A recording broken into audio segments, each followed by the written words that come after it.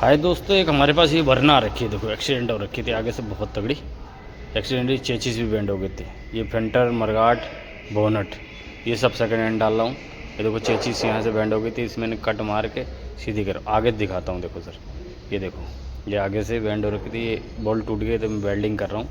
Welding करके सीधी होगी sir. Sir video पसंद आए तो लाइक करना, सब्सक्राइब करना सर। धन्यवाद सर।